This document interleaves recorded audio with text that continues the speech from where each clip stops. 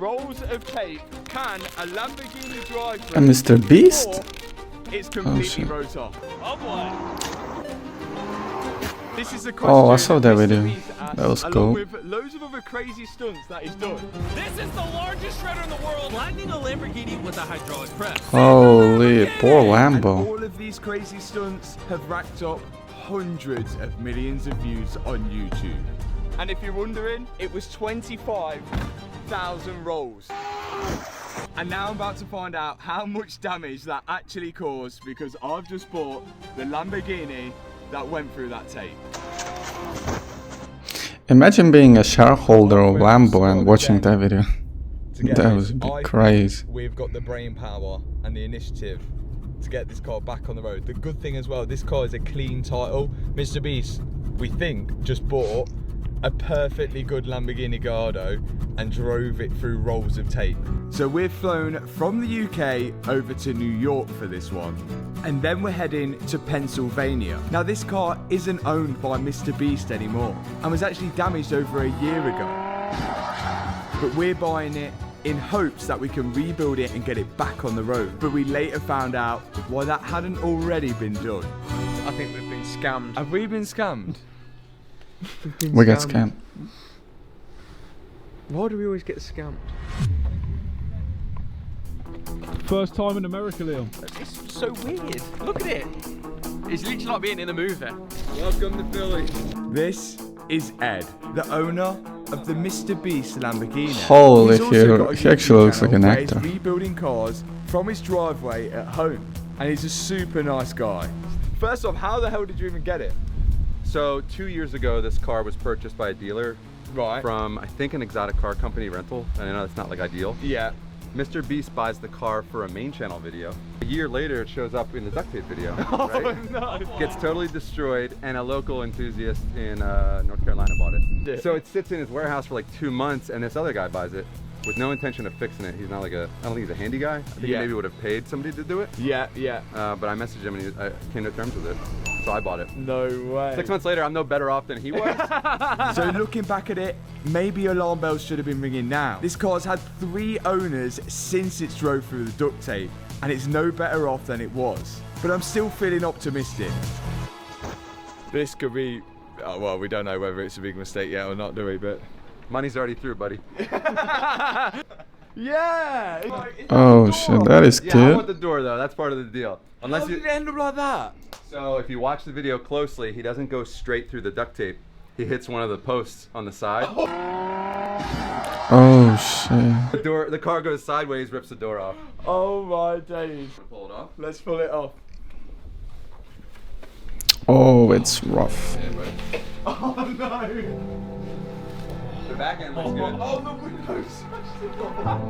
So Okay. here is what once was a Back Lamborghini looks solid, Gallardo though. LP550-2. And that's not bad.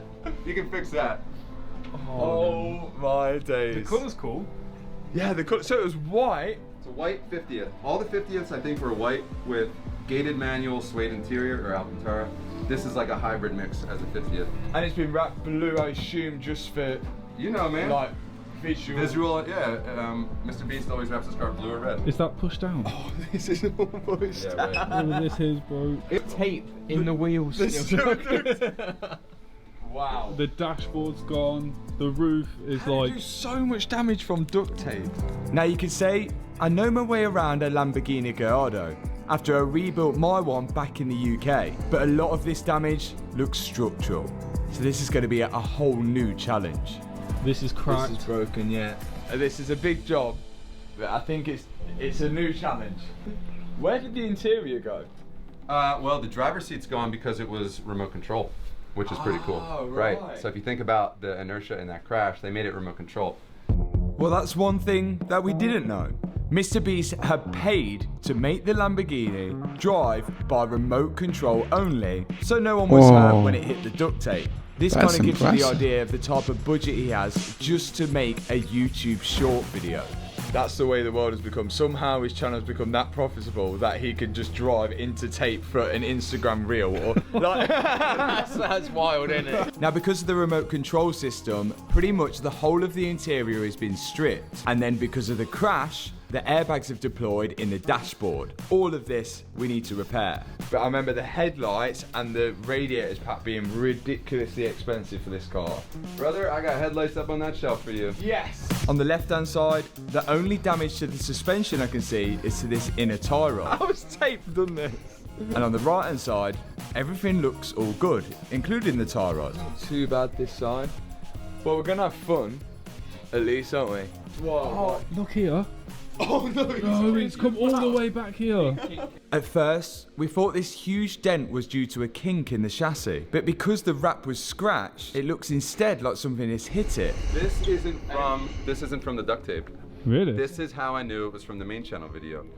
So they shot a tank projectile at it, and there's slow-mo of it going by, and that dent shows up. So before the duct tape video, this Gallardo was used in another Mr. Beast video, where it was going to give away the car as long as the contestant could protect it from a tank, Oh, which shit, is I going didn't to watch shoot that. stuff at it. One! And the contestant did well, apart from one shot nearly missed the Gallardo, but it looks like some type of debris hit that rear quarter panel. We can definitely say we've never fixed a car. The quality is crazy And there. drove into tape. yeah, that's true. What your door hinges going to be? Oh my god. Oh, this is massive. Yeah, We're basically have to rebuild the whole car yeah. in pieces. Well, every time we come to America and buy a car, it's always like 10 times worse than we think. How was that smashed? Do you think from the impact Yeah, here? it must and have just been that. vibrated through? It's got to have been that, like bang, on there. The damage is bad, but let's try and get a positive out of it. Does the car start? Why have I bought this? One key.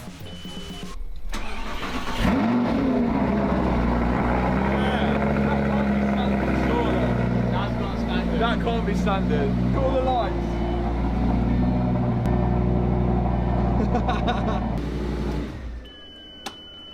Well, we got to look at the positives, because at the minute it starts up. It's a Lamborghini with a clean title, and 4 wheels on it. And there's even more good news. Ed has already bought a lot of the parts to fix the car, and they're included in the sale. I did the math. If you just went to the dealer and bought all the parts that are in the shed, it was like $140,000. But thinking about it now, maybe more alarm bells should have been ringing. We've got a full front frame, loads of structural parts, and a full interior for the car. But we didn't have time to second guess this because the trailer was here to pick it up. Clean Lamborghini title. Wicked. Way to go, brother. Perfect, thank you. Let's go fix it. The deed was done. I now owned a Lamborghini Gallardo. It's time to get it out of it. Okay, she's loaded up. Time to sort out the mess that I've just bought over in Florida. See you there.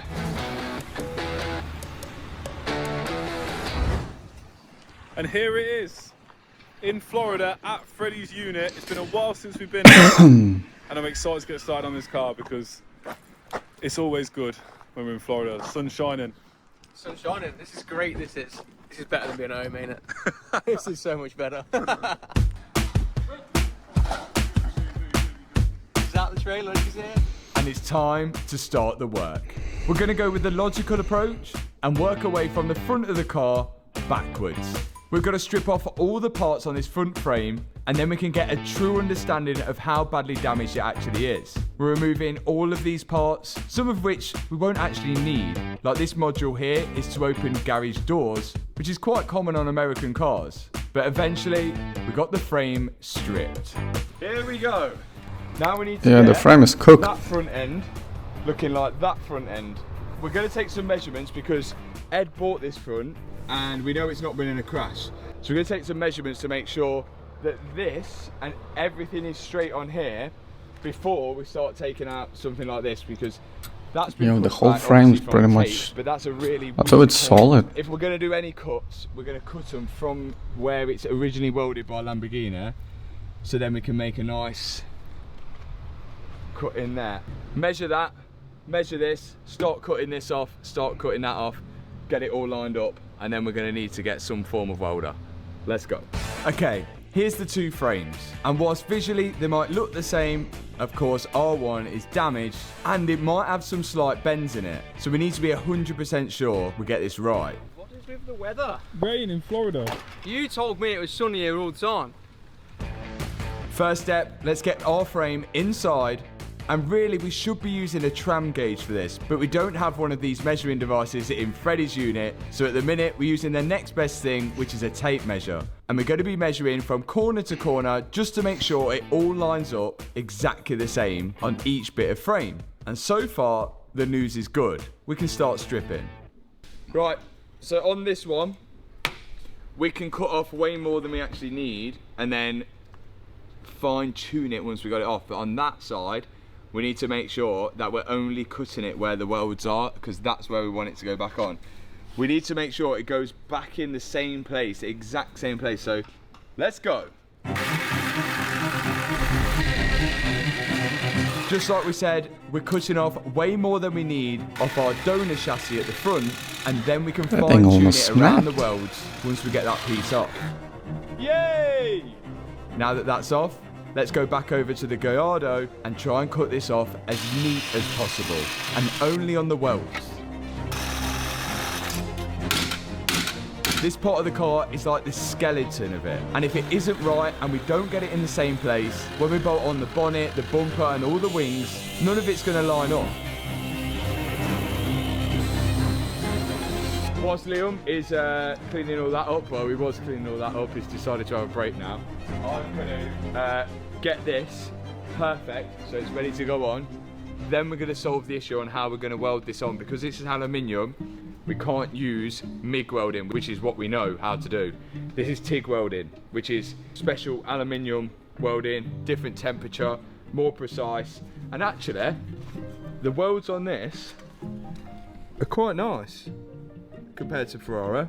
Let's get this ready and prepped so we can get it ready for Mr. Beast's car. Let's go.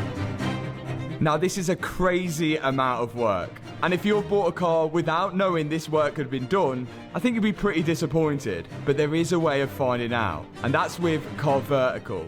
All you need to do is pop your VIN number or registration into Car Vertical and it will show you the full history of the car. Whether it's ever been damaged, whether there's ever been any mileage fraud, exported, or even stolen. On top of that, you'll see a full timeline of every time an ownership's been changed or a registration plate has been put on it. And if your car was damaged, it will sometimes even show you photos of the car when it was auctioned off at the Car Crash auction website. Okay, this is pretty much prepped and ready to go on, and if you want to set your car out with Car Vertical, you can do with the link in the description box below, and using the code that's on the screen now, you're going to save yourself a nice bit of discount on that check. Let's see if it lines up.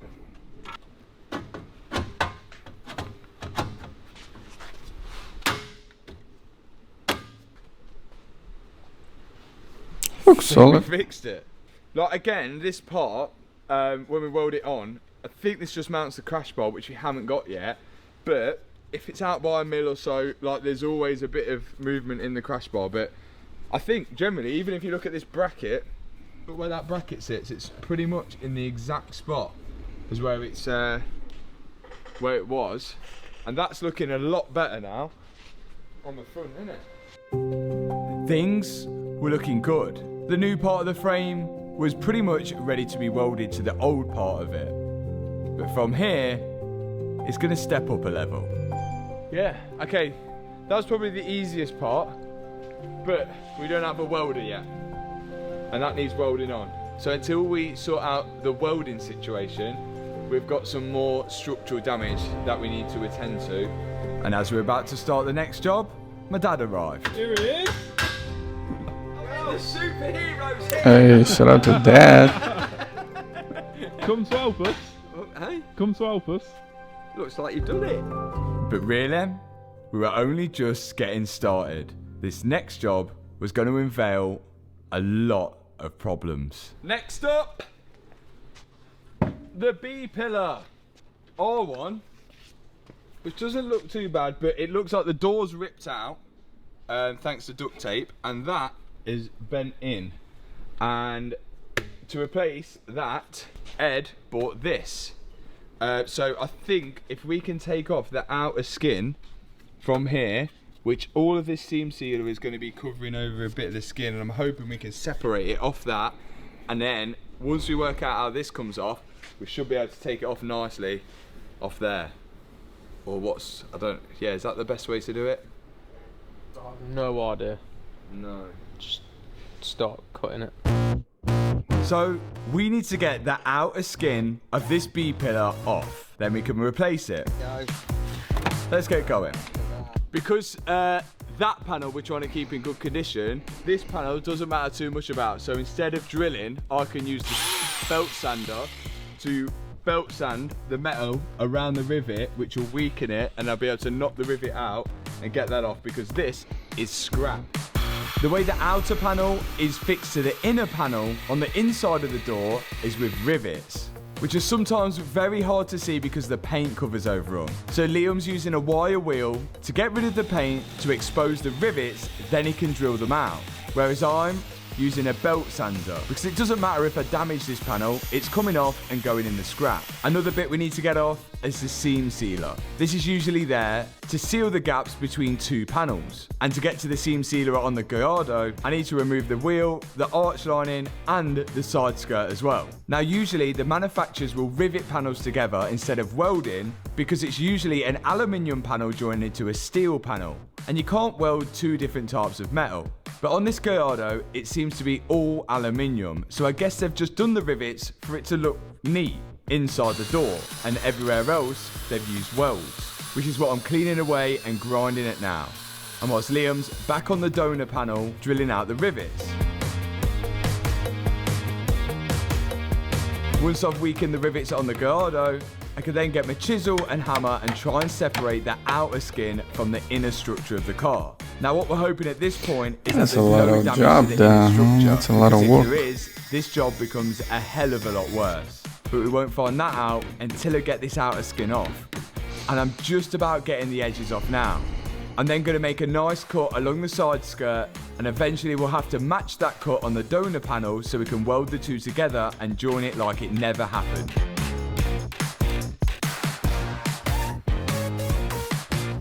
But once I got this panel off, it was looking like bad news. So this bit, this is where the door mounts to, and if that isn't flat, your door is not going to close. Yeah, you can see from here, if you have a look up from here, look how far in it is. Yeah, look at that. Oh shit. That's a big dent. It's so far in. I think if we put that door on that he gave us, I think it'll be a clear indication of how far out it actually is. But at least if we're going to try and bend it back, we're going to have to put the door on and do it whilst the door's on to get this shut fine. You can't exactly just go, oh, you know what, we're going to cut through here and cut through there and do it. It just wouldn't work. This is now structural damage. The outer skin of the part that we've just cut off is more a cosmetic thing. But this thick part where the door mounts to is the actual structure of the car. So now we've got all this off, how are we looking? So that was easier, front was easier. We can do that, we just need to be able to weld it. This side, not good. So this is where the door mounts, and it's so important where the door mounts, because if you mount the door wrong, your door to wing gap's going to be off, and your door to rear quarter gap's going to be off, and then if your door don't sit flat, your window's not going to go up straight. You're going to have whistly windows, and you're going to have whistly doors because they're not going to close properly. The only way we can see a fix in this, because you can't just chop this out, the only way we can see a fix in this is taking this outer panel, cutting that out, shit, and putting a new one in, and there will be welds in it that wasn't there before, but it will be strong, and this isn't like a crumple zone, so we could possibly do that. But the more I've looked at it, and even now looking at it now, this looks like it's gone down. Like even I can feel the bulge here. I can feel that this is bulged. So I'm thinking the tape or something has pushed this down, which has also caused this to be a bit cattywampus. And then we've had a look on the roof, and then we've noticed this little kink here. That little kink there. So if that kink is gone like that, that says to us that this part of the roof has gone down. So for us to get that back straight, we've got to push the roof back up, which possibly when we do take the roof off, everything might all ping back to where it wants to go. But it's such a risk, because you could do all this and then you would stop fitting the panels on. They just might Yeah, not sounds line up. complicated then. Okay, this sucks. Yeah. One small thing could be causing a huge problem. And the worst part about it, I don't think it was even the duct tape that caused it. Because the car didn't go straight when it hit the tape, it looks like it was more the pillar which did this damage. But we still might be able to fix this. That was until the problems got worse. Oh my That's god, all yeah. That's come down. Oh my days. That's gone This is logging that up. way. Yeah, Either gone down or that's gone like that. because that's all split on where that needs to be. Yeah. Oh my days. See, that's all right. This side's okay. Yeah, that side's fine. That's completely separated from where that needs to be. You can see on this part of the A-pillar, the welds look all good. But on the other side, you can see it's split. Something stressed it. Look at this bit, it sits flat like that. And then look at this bit, it's Oh, going yeah, tilted it has, down. So yeah. that's come down and then separated there. Oh my days. And that's, And that holds the wing on. The bracket for the wing's meant to be here. So if you put the wing on, it'd be like that. Do you know that big bit there? Should that be flat? No way. Is that meant to be not like that? yeah, that's meant to be. Oh, that's meant to be flat. Hey look, here's flat. Mr. Beast has killed it. You can't straighten that back Can't out. straighten it. Car's done. We just did all You that need to work. stretch it And we could've like looked the at whole this car, in his man. How garage did you and do gone, that? You know what? It's think like we've been squished scammed. Have we been slightly. scammed? We've been scammed. Why do we always get scammed? Look at the bulge on the outside of the A-pillar. On the left-hand side and on the right, there's none. Something is seriously wrong with this car. You could do it, but it would take so A long time. and I don't even know how will we do that. Look, this is bulged out. This is bulged out. It's pushed down. I've already bought parts for this car. At bare minimum, to get this car back straight, we're gonna need a chassis jig, which is something we've never done before. And I don't even know how well the aluminium would bend back. Is this it? I don't actually know what we can do. I mean, aluminium is pretty literally needs a bendable whole though. new tub. People, I know everyone watching is going to want us to build this, but genuinely, that is this. It's not Ed's fault. Ed obviously bought the car not knowing that. He might not have even seen that. He never even started trying to repair it. We got excited, bought the car. I didn't properly inspect it. I can't believe that out of all the damage, that bit there is the decider. It's like going to a house and then the mortgage lender will go to and the house looks amazing, but if it's got that Japanese Not weed in it, you're finished. You're finished. They won't give you a mortgage on it. If we've just found the Japanese knotweed, what are we gonna do? It's been a long time since we've been defeated by a project. We've rebuilt almost every project. No, we've the black started, one looks even when it didn't amazing. make sense. But this one isn't looking promising. The damage is really unique. And I only think this damage was caused because it was crashed again after the windscreen was removed. That windscreen, I think, actually helped as a structure part of the car, giving support to that front frame. And once it was removed and hit the tape a second and a third time, it really finished this Gallardo off. Now we really need to decide what we're going to do. Well, at least you know how much damage you get driving through tape now.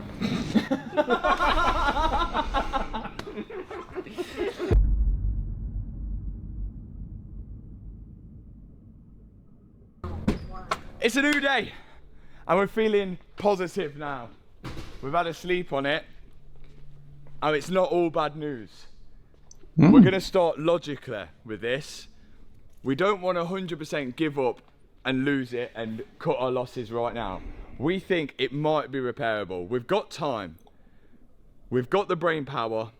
Oh shit. Have we got the ability to do it? I don't know. We're about to find out. The first thing we do want to check, what we're going to start with is we're going to ignore the rest.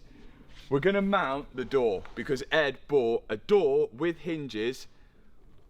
I've kind of got a feeling that he might have tried this already, but we will try it. And we're going to put the door on, and when we mount the hinges and we close the door into the shut, we should be able to see how far out this top hinge is. The bolts are actually snapped out in this hinge here. There's one bolt which goes from the inside of the car. It's a massive long bolt. It goes on the inside and holds the hinge in here, and then there's a bolt from the outside which bolts in there. They're both snapped. But the bottom side is good. So we could bolt the hinge to the bottom. We'll see how far out the top is, and we'll go from there. If that's looking okay and reasonable, that's step one complete. We can then move on to the rest of the car and we'll kind of work from there. This seems impossible, but we've done a hell of a lot worse, I think. Let's get the door. First job is to remove the long bolt which goes on the inside of the car to the frame of it. But this bolt is seriously bent. Oh, there it is, it's out. And we'll give it some heat and we'll try and bend this bolt straight so we can knock it out. We're adding the heat to the bolt now, and we should be able to move it straight with a screwdriver and push it through onto the inside of the car. Bend it. Lift it up. Oh shit. Yeah, boy. Let's see how far out the door is, because this could be abysmal. And this would probably be the reason why that door was off. Here's the new bolt. Let's go home.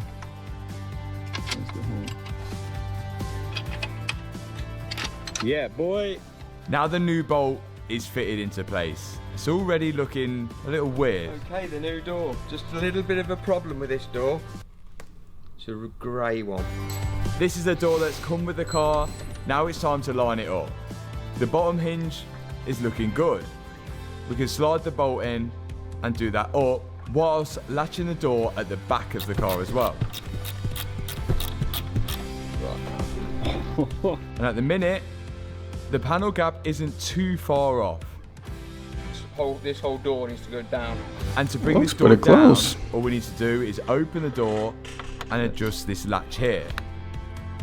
It only needs to go down a tiny bit, and it could be good news. Give that a try. Oh, okay. Okay. It is a little close, right? It's a That's little okay. close there. So that would mean, okay, maybe we'll go a bit forward on the hinge.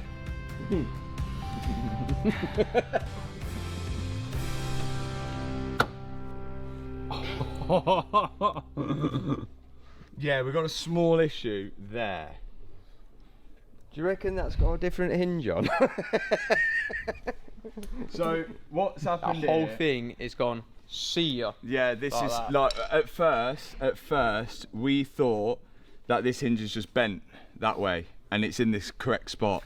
This is now confirmed that it ain't in the correct spot, because if we put a bolt through there, it's obviously not going to go into the mounting point. To get this in the mounting point, this door's got to go all the way back, and that's probably what happened in the accident. This is bolted to the strongest part of this car here, this B pillar, and it's had the accident and it's pulled it back. We also think the roof's probably come down, which means that this is now like that on an angle. So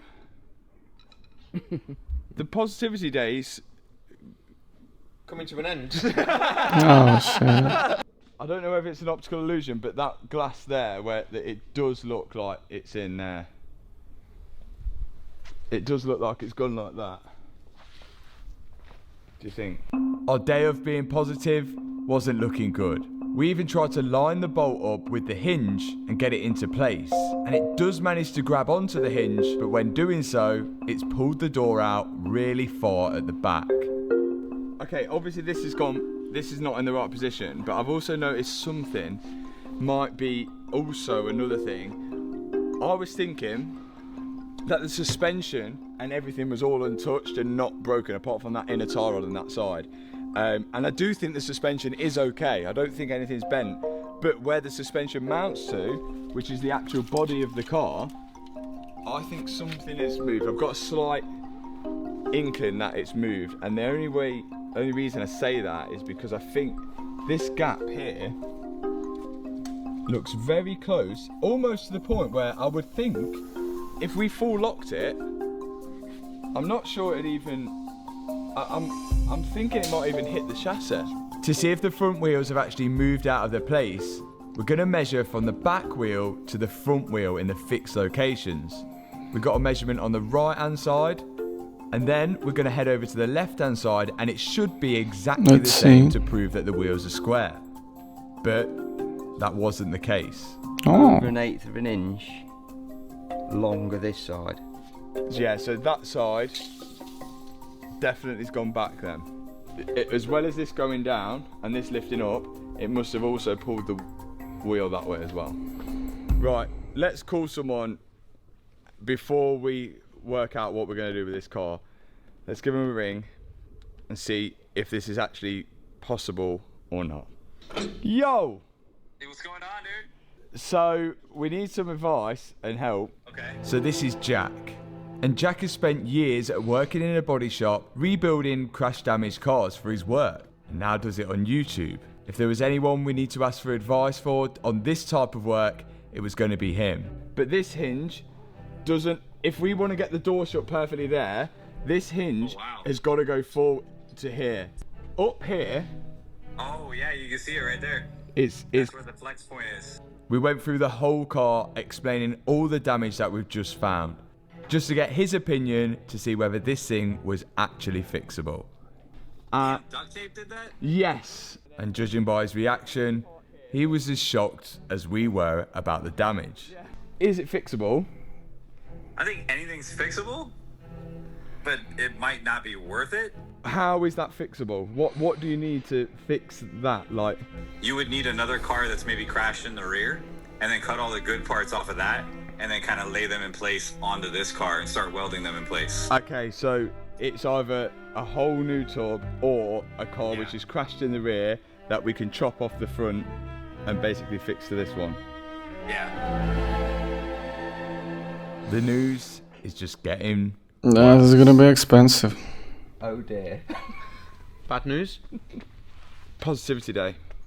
The positive that we could take out of that is that we aren't professionals and we had the same opinion as a professional. Yeah, positive. I like it. I like Positive. First off, let's go through the expense of the car. So the Gallardo cost me $60,000. Good one of these, $140,000. Now, with the car, we bought a lot of parts, and those parts are valuable. We got a bonnet, we got seats, we got a roof, we got a complete interior, a dashboard, headlights. And a whole load of more parts. All this stuff is pretty valuable and cost me $30,000. I also had to pay $3,000 to get the car here. Oh shit, that's a lot. £93,000. Could we get our money back? I think we could get close to our money back.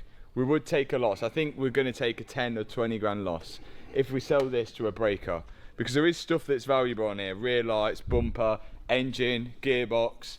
There's a lot of valuable stuff in it, but I don't think it's valuable as a car to rebuild, so we are going to take a loss. Or there's another option, and that option is we commit to rebuilding this car, and to do so we're going to need a lot more parts. We're going to probably need a whole chassis or the front of a chassis to do so, and 100% we're going to be in way deeper than what this car is actually worth. I don't know, and I'm going to leave it up to you guys to decide. But thanks so much for watching this video. If you enjoyed it, hit the subscribe button, hit the thumbs up button, and I'll see you. Hey, shout out to Mr. Beast though.